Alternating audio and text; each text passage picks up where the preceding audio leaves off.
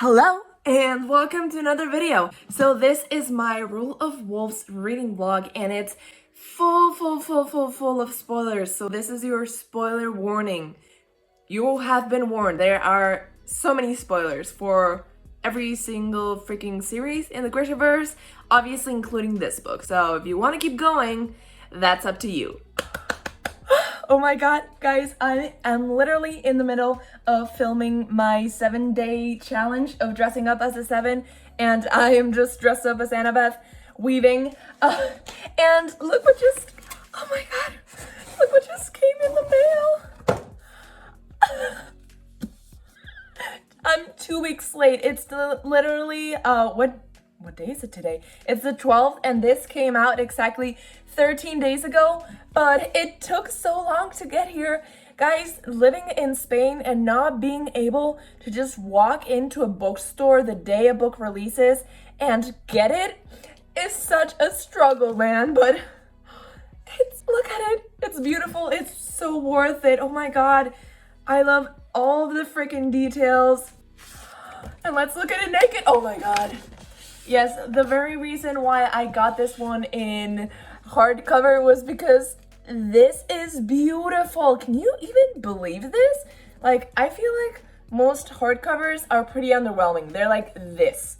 But this one, I think they should have done at least like a little stamp on the back because it looks kind of out of place. But like everything else is so freaking beautiful. Let's see. I bet there's a map. Alright, and I bet predictions, it starts off with a random person's chapter. Queen Maki, I was right. Oh my god. 100% of my predictions were right. I am really interested to see if I got any of my predictions right in my predictions video. If you haven't checked that out yet, please do. It was a really fun video to make.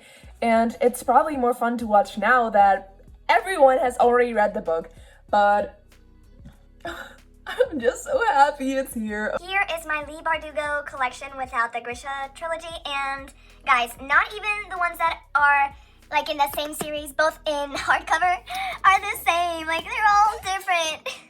Why are these ones like spelled this way and then these ones are just like, ugh, why? So yeah, you've probably noticed, but I'm procrastinating because the last book I read was Chain of Iron. And yes, you're right, that was the very beginning of March. And it's almost the middle of April. So that means I've been in a reading slump for over a month. I mean, I have been reading a lot of manga, but not like actual books. So I'm just ready to just read this, love it, and then go into another huge reading slump that makes me read every single manga out there and then watch every single anime out there. So, I mean, I love that for me.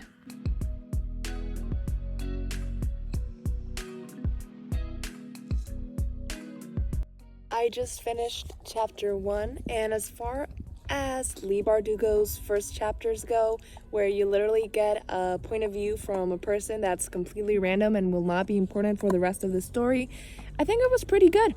What do you think? I agree.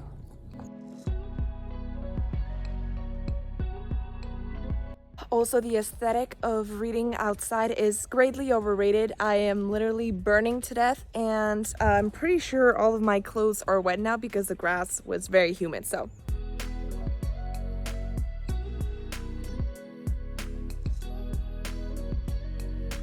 Okay guys, so I just got to like around page 50 and I'm super conflicted because, okay, on the one side, I would really enjoy and appreciate a beautiful and intricate female friendship between Hanne and Nina, because even though Leigh Bardugo does tend to write a lot of female characters, we don't focus on their friendship as much, especially since Nina and Nanette, I feel like that one's the one that was more explored a little bit between Genya and Elena, and now Genya and Soya, but I feel like their relationships with their respective guys are more explored.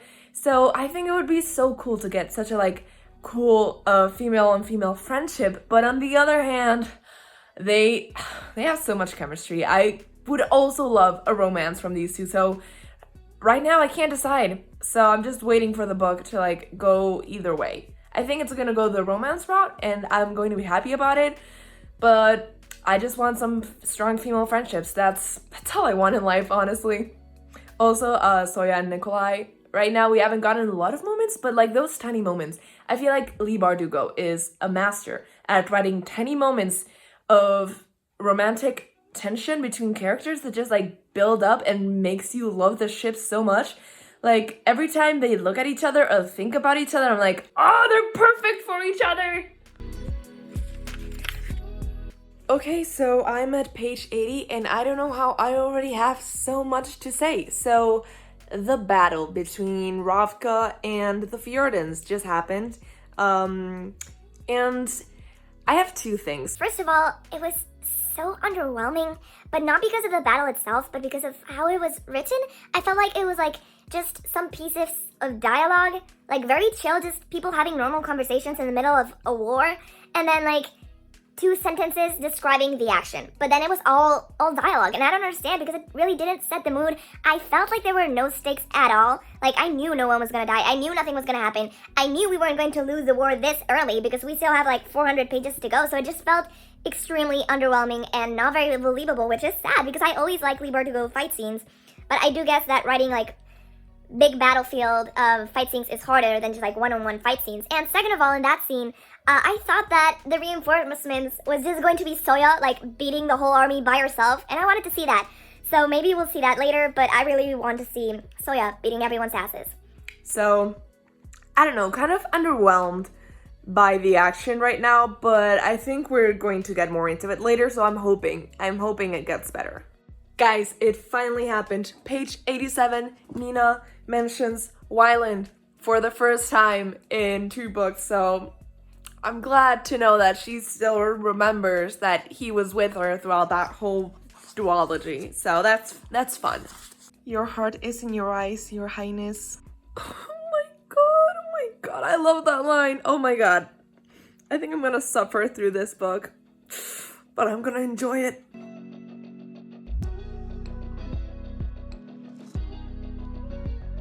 Soya's and Nikolai's scenes in this book are just like the best and worst thing ever at the same time because they give me so much life, but it's so much pain at the same time, like so much pain because of how clearly they love each other so much, and like every single part of each other, you know, like the darkest parts that they don't show anyone else, that they show each other. It's so hard, man. I love them so much. I think they might be my favorite ship, my second favorite Leigh Bardugo ship. Okay, nothing can beat Kaz and Inesh, obviously. Also, just thinking about that predictions video I made, it seems like Elena is coming back to chat with the Darkling, so I might have been right at least on that front. This is not goodbye, Soya. This is not goodbye. So I just went on this walk with my dog and this squirrel spotted us and literally chased us for half a block.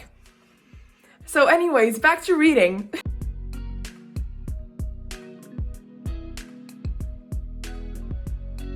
Okay, so now that I'm just like about a third of the way through the book, I thought that I would just give you guys like a little rundown of what's going on and what the plot of this book is. Just in case you like clicked on this video and haven't read this book or just aren't planning on reading the series alone and just like want to know what's going on. So basically we have 3 points of view, and that is Nina and Soya and King Nikolai. And basically, King Nikolai and Soya are all the way in Ravka, and that's where they spent most of their chapters. And then Nina is, well, technically over here because it's a Ravka, and she's in Fjorda, and she's with her friend Hanne, and they are both in the ice court, and they're infiltrating it, and they're trying to get information to Ravka because Nina is a Ravkan spy, undercover. So Nina, on the one side, she's basically doing what she did all throughout the first book in the series, and that is like being a spy, spying around, making friends with Hanne, and having like intense sexual and romantic tension with her, and now they're meeting with the king, and we're learning more about the royalty and how that works in Fjorda and the royal family, which is interesting, and I think he's going to be like an important character, but I'm also feeling that he might die because he's also very annoying. Also, I didn't mention my mask beard. It's a little bit too high to be a beard, but I just looked at myself and it just felt like it was a beard, so I thought it would just mention that. But anyhow, that's basically all that Nina's doing. Now everyone knows, or at least they think they know, that Nikolai is a bastard, which leads us to Ravka and what Nikolai and Soya are doing. So basically they're together at the beginning of the book, but then they like separate for a bit because Nikolai goes off to fight in a war and Soya acts as a decoy when she's meeting with the Kirch, not the Kirch Council, but a member of the Kirch Council, and then they win like the battle and they meet again at Os Alta, and that's not where we are right now, but okay.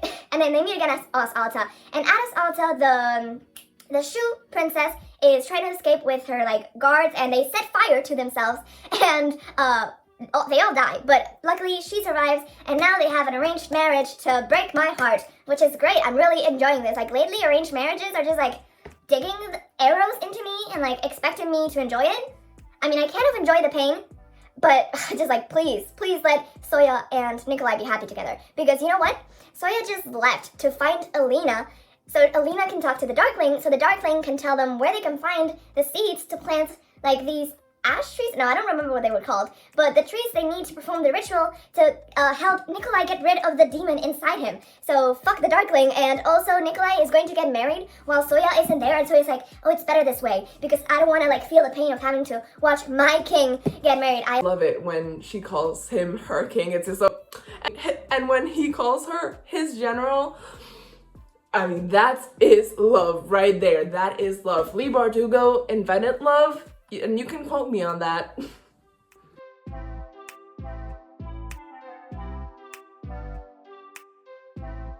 Stupid Nikolai, like on his wedding day being like, oh, Soya should be here. Obviously she should be here. She should be your wife. She should be the one you're getting married to.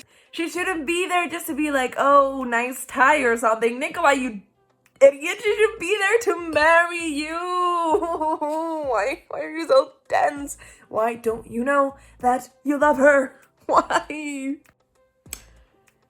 It wasn't Nikolai's wedding. What a good fake out. Damn, Lee Bardugo, you completely had me. I can't believe Lee Bardugo had me doing like a 4-minute long rant about this arranged marriage thing, and then they're not even getting married. That's not the wedding they were referring to. Like, I'm happy. Of course I'm happy because I didn't want him to get married, but damn you, Lee Bardugo.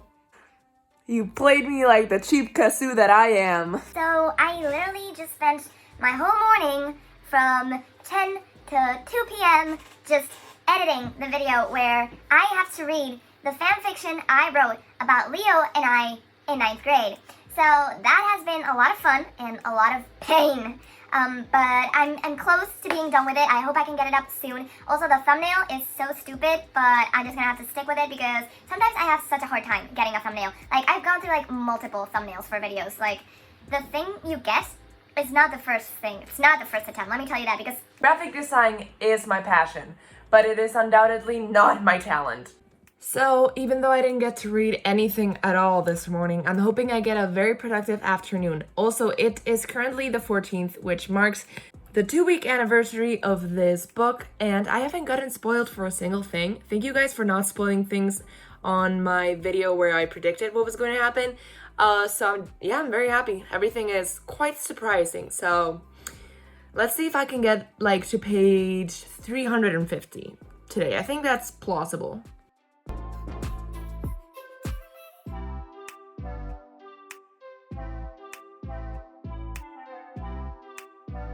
Okay, so I was right. Prince Rasmus is a little shit. We saw it coming and I still hate it, but I'm intrigued if we're going to get to know Joran more or if he's going to be treated so badly to the point that he's going to become an antagonist later on. So that's fun. Maybe Joran is the dude that killed Matthias? Is he? Oh my god. I don't know. because I don't think Matthias killed him. Is Jorn the guy that found Matthias and killed him in Cricket Kingdom? My mind just went like galaxy mode. Oh my god. Nina clearly hasn't read enough books or watched enough movies, because when someone says, I must get a message to, you don't interrupt them. You ask them what the message is. You don't put the gag back in their mouth. You ask them what the message is and then you leave. Like, why would you stop right before he says it? Why? Is this a Percy Jackson reference? So I don't believe David's dead for a second. Like, if he is dead, this will come back to haunt me. But I don't think he is, because he's like the most talented fabricator, and he's created the submarines, and he's helped with the missiles. So you know what? The Fjordans, I think, they created a distraction to kidnap him and make like a gigantic missile. So that's fun. And also, it's so freaking weird reading a Lee Bardugo book set in the Grishaverse, where I'm used to them having like knife fights, gun fights, and like power fights, and then having like an airplane fight. It's so weird to see them flying planes. I don't know. I don't know if I like it or not. It just feels so out of place, because I know it's a fantasy. I also know it's set during an era where there's like so many technological advances that it's meant to be shocking, but it is a little bit too shocking for me. Mayu just got the first chapter in the second half of the book, so it's basically confirmed that she's gonna die.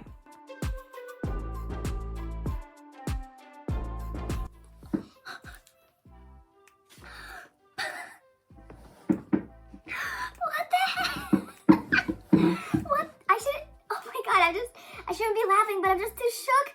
What I just read, I just prepared a time lapse to show you guys reading with this beautiful background. And the first line in Soya's chapter, page 276, is, they stood on the shore of the lake at the little palace, watching David's body burn.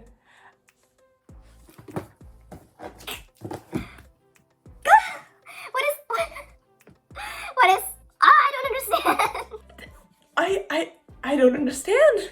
I was so sure that he'd been kidnapped, like, what's his name? Like, Kuei. Like, because he's a scientist and he knows stuff and he would have been useful for the Fjordans. No, he literally just died. Because if they're burning him, they found the body, so they have to be sure. On his wedding night. Obviously, it was his second wedding night, so it's not as sad as it could have been. But poor Genya, hasn't she been through enough? All I wanted was a nice Soya and Nikolai reunion. And instead, you give me, 1, me being incredibly wrong, and 2, a dead David. How dare you, Lee Bardugo? How dare you?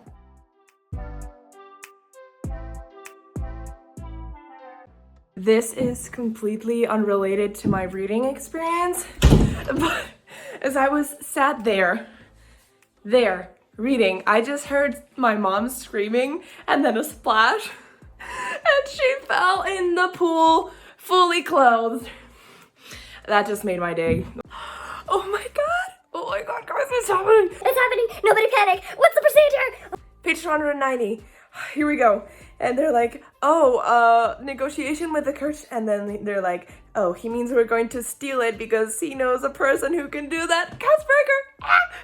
It's Kaz. And it better damn be in Ash as well. And while we're at it, add Jesper. Add Wyland to the lot. Why not? I mean, the least I can ask for is Kinesh. But if they give me the other 2, I'll take it. And I want them to, so Lee Bardugo, after playing with my emotions like this, you better deliver. What the heck is this? You're not supposed to get a random chapter if it's not in the beginning of a sector. This is kind of what happened with Isaac, and I did not dig it too much, so we'll see. I have a love-hate relationship with every Soyalai scene because it always goes like this. They're like, oh, should we give in to our feelings? And then they do for a little while, and then they like draw back, and they both leave thinking like, oh, this can never happen. and it will never happen. Like, that's always the same cycle they go on. I'm like, can you stop? Can we just stop the scene at the good feeling, and can you just both be happy and love each other? This is so frustrating because I do like forbidden romance, but it is so freaking frustrating because it is forbidden, therefore we can't get as many moments, especially when the ones who are forbidding it are the characters themselves, you know? It's like, nobody else is telling them they can't get married. Like, literally, they have imposed that onto themselves. Literally, no one else has said it. I mean, it might be true, but no one else has said it. Sorry for the very bad lighting, but I just rewatched my Grisha trilogy reading vlog, and it was so fun. It was, like, really fun to look back on it and to see what I thought about Nikolai.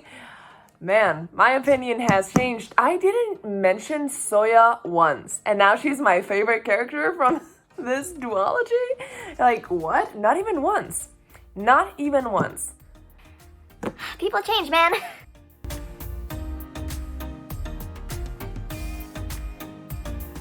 The disrespect, the audacity that Nina Senik has to insult Kaz Breker's beautiful hair. At least this is as much of Kaz and Inesh that we've gotten so far, so I'll take it. Okay, let me reenact my reaction to starting chapter 27. They journeyed to Ketterdam. Just like 4 words. Killed me. Dead. Best part of the book.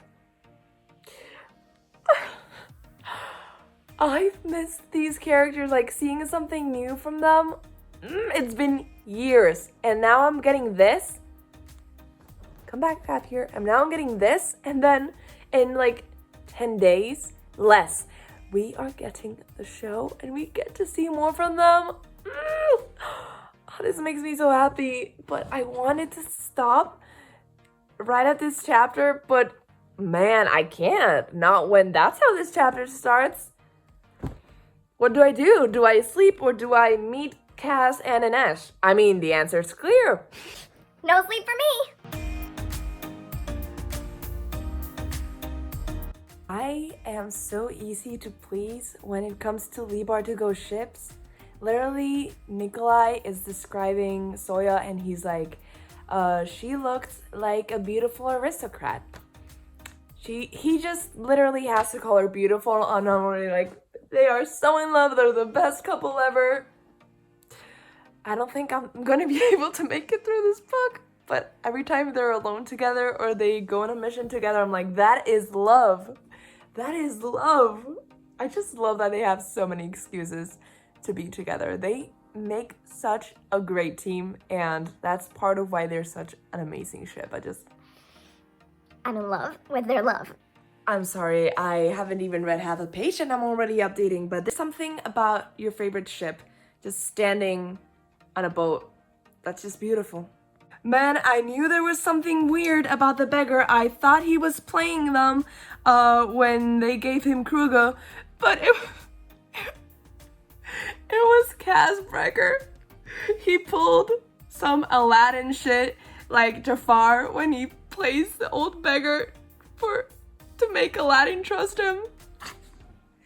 I can't believe this guy. Like, this dude, he could have done anything he wanted. He could have just said hello, but no. He dressed up as an old beggar and then followed them around.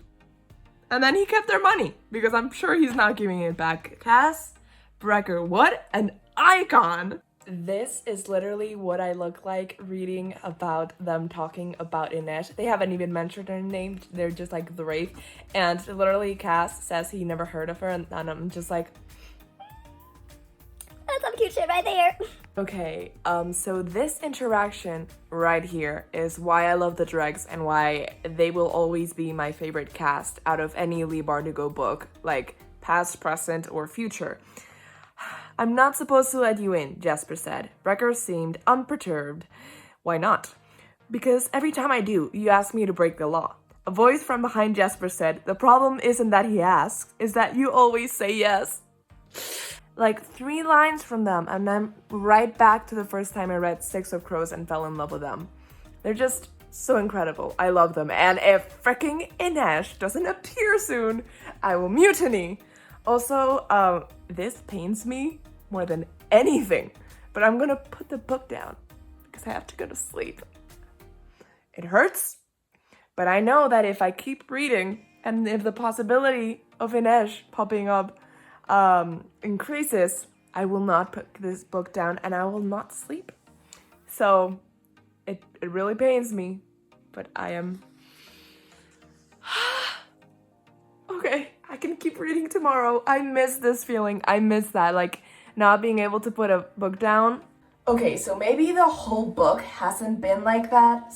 Like the Darkling chapters or Alexander and the Mayu chapters have been like, they have been okay, like mediocre. They have some very good moments that like get you hooked, but every time I get to one of them, I'm like, should I put the book down? Should I go on TikTok?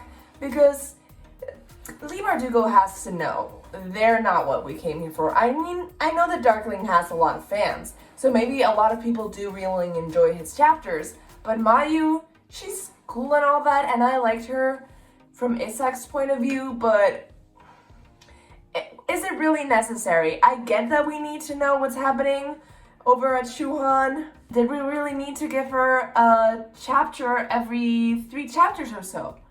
You know the best thing about Nikolai and Soya always being together is that when one of their chapters ends and the other one starts, we can still follow the same storyline. We don't have to teleport from Ravka to Shuhan to Fjorda. We can keep at what we were working.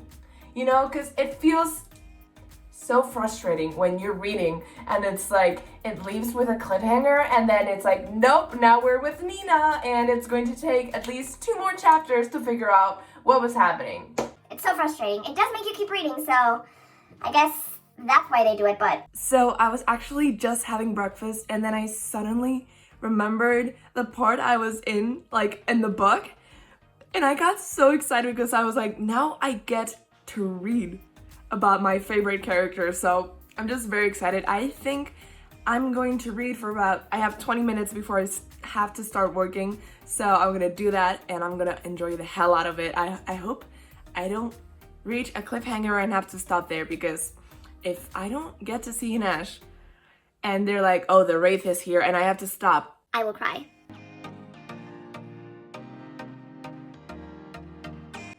So right now Wylan is looking at the plans for the missiles, and I just remembered one of my predictions was that since David had built the purple fire thing and Wylan had improved it, that they would work together to help Ravka.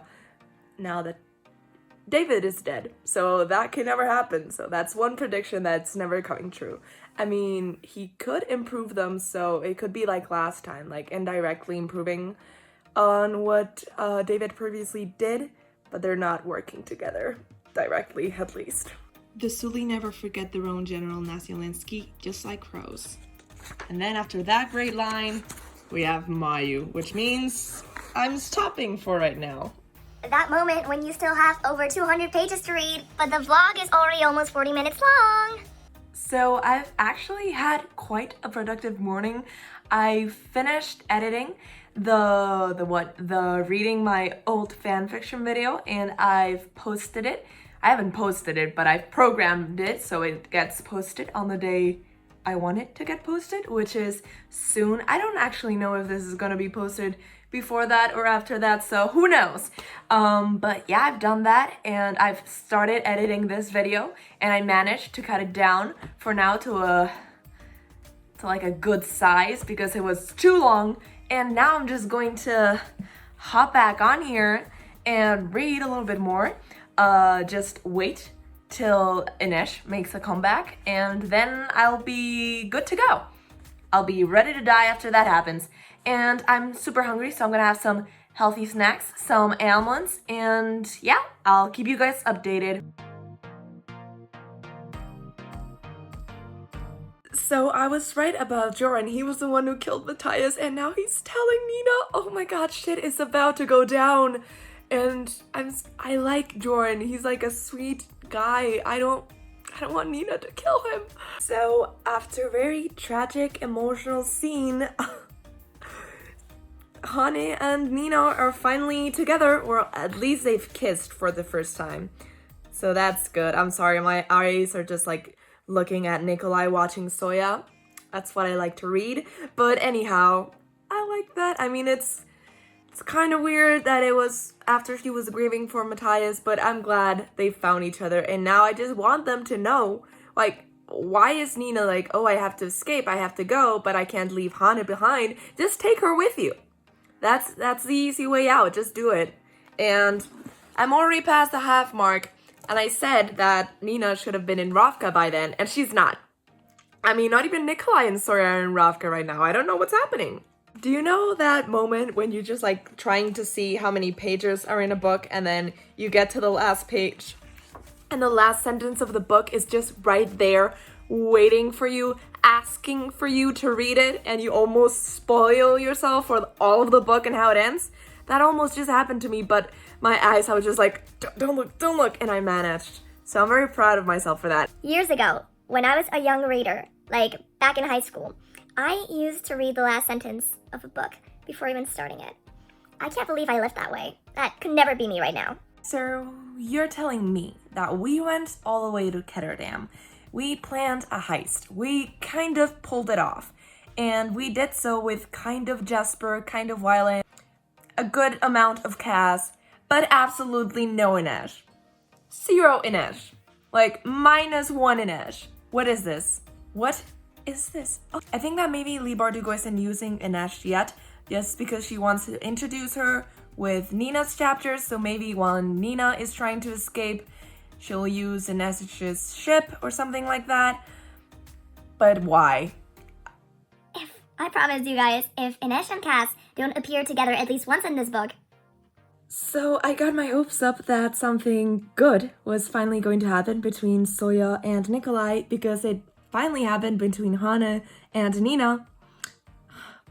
And something good did happen. He basically proposed to her. He was so cute. Oh, I love Nikolai so much. And she basically refused him. So that's fun. That's how this is going. I know the war is gonna start, so I'm just wondering, when are we going to have our moment? Because now it's just gonna be action after action scene after action scene. When are we going to get our romantic moments back? I'm just really worried. I know Leigh Bardugo will deliver because she's a master, so I'm just gonna have to trust her. Scary. Okay, people, so I had lunch, I watched a bit of YouTube, and now it's 4 p.m. and I have around 160 pages to go. I think we're going for it because I hate reaching the last 100 pages mark and not being able to finish it in one sitting, so we're going for it. I knew Hanne's mother was going to find them like fooling around in bed, and she did. Great, at least thank God it wasn't Broom. I couldn't have taken that. Nina, you clearly haven't read enough books, because when you're like, oh, let's go, but not right now, we'll leave later. There's not going to be a later, Nina. Something horrible is gonna happen, like, I know it.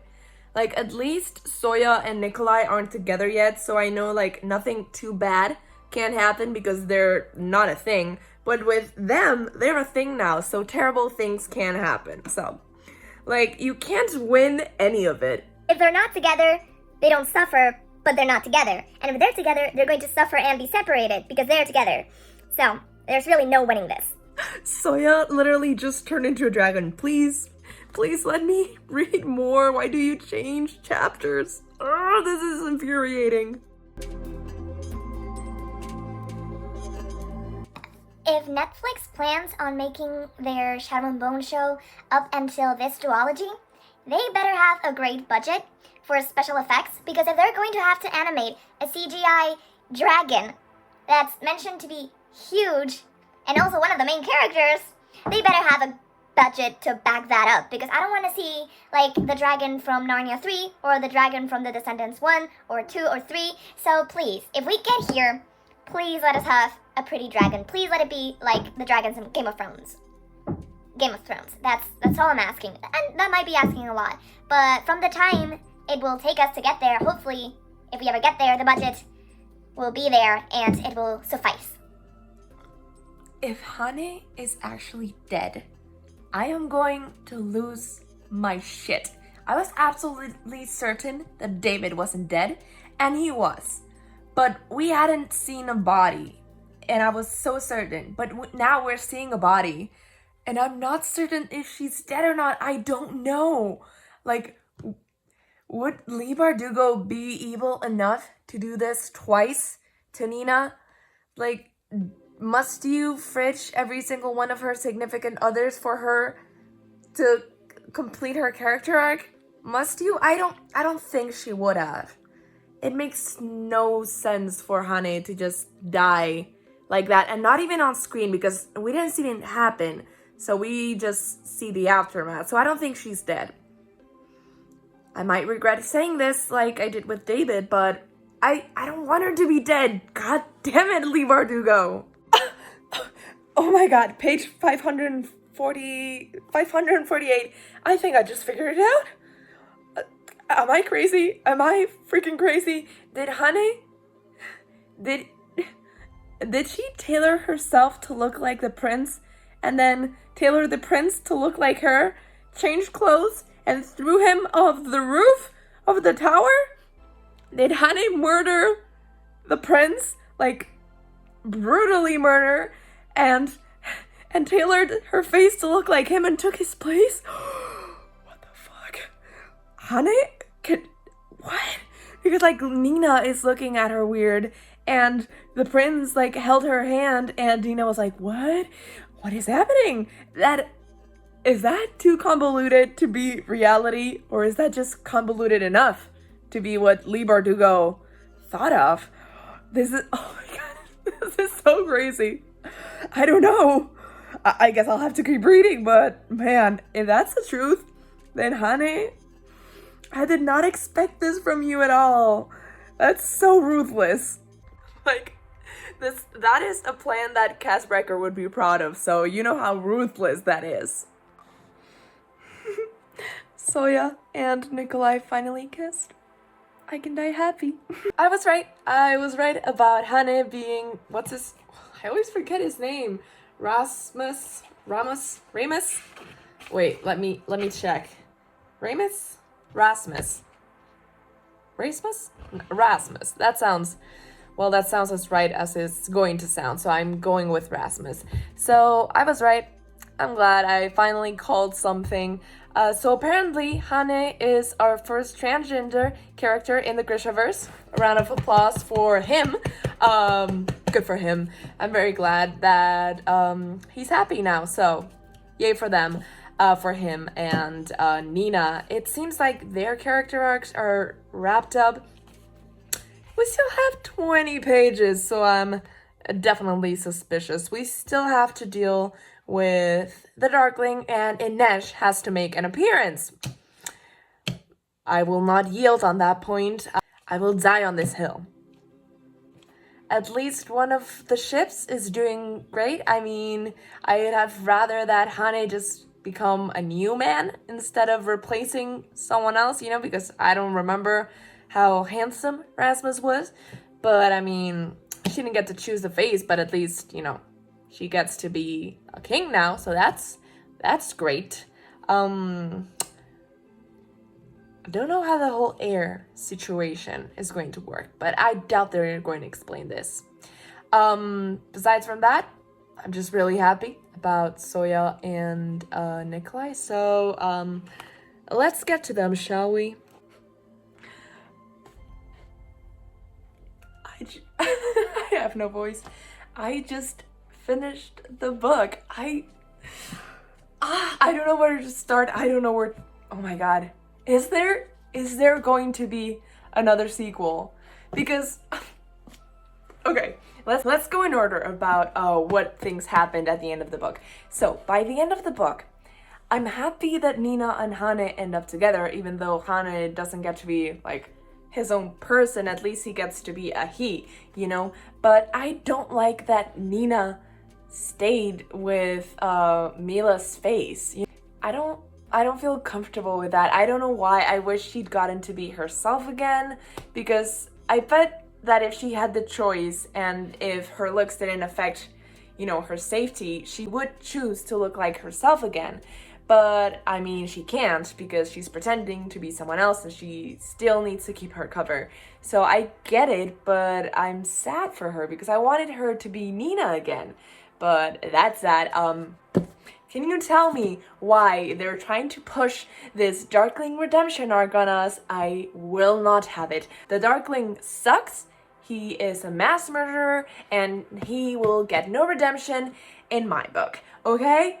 Okay. Besides that, I knew Nikolai wasn't going to sacrifice himself. I knew he was going to try, but I knew it wasn't going to happen because it was so anticlimactic. And obviously Soyeon wasn't going to die either with like 15 pages left. So that just left us with the Darkling. Yeah, he can go to hell. We get to see Inesh. When we had 5 pages left and we hadn't seen her yet, I was getting so mad. I was like, Inesh isn't here. I'm gonna cry. But no, somehow she was there, and that was worse because she was there by herself. I mean, okay, all for Inesh independence, okay? I love her, and obviously she can go to places and visit people without Kaz. But why? Why don't we get a single scene together? And okay, so Inesh doesn't even talk about Kaz. Kaz does talk about Inesh, but in not a very romantic way. Like, not romantic at all. I mean, he is trying to save her and do something like very nice for her. And I admire that so much, and that made me so happy. But we didn't even get like a romantic moment mentioned. We didn't get Inesh being like, oh, I'm going back to see my boo or something like that. Inesh went back with Nina, which is good. I mean, they're still friends, but how did she know? I mean, Nina must have told her, but I must say, when I got to the end and clearly they were trying to create another plot for another sequel, I was like, okay, I guess we'll see. And then they're like, a priceless object, impossible to find, no doubt under lock and key, and most certainly in need of stealing.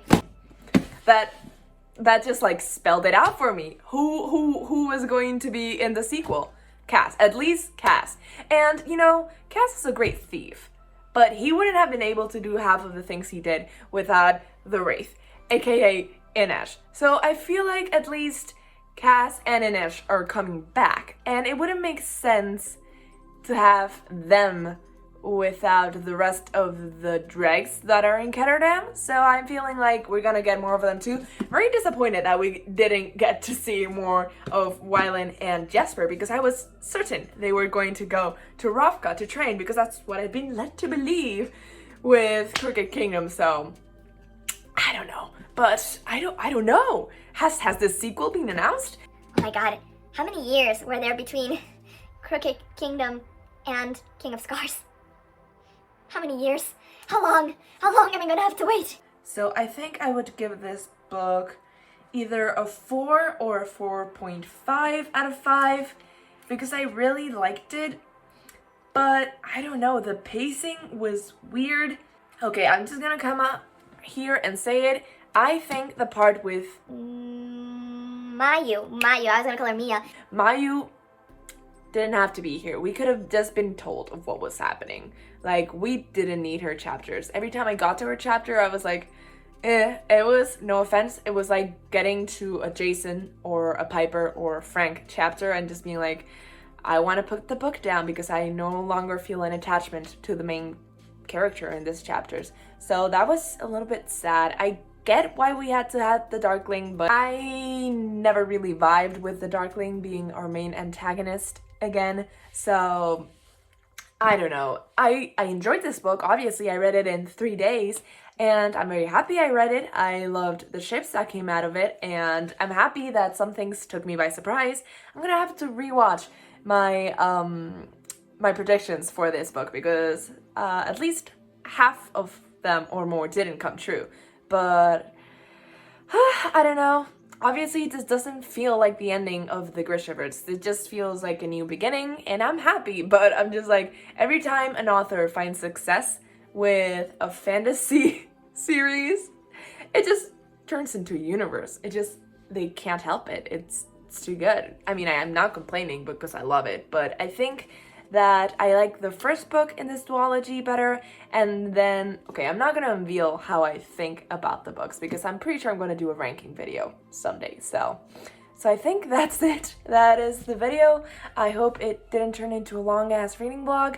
It probably did, but I hope you guys liked it. Please leave a like if you did. It really helps the channel. Leave a comment letting me know if you've read this book, and if you've liked it or not, and let me know if you watch this, if you're intrigued in reading the book, even though I've spoiled everything. And yeah, please subscribe if you haven't already, and click that bell button so you get notifications every time I post. I post videos every Mondays and Fridays, so I guess I'll see you guys next time. Bye!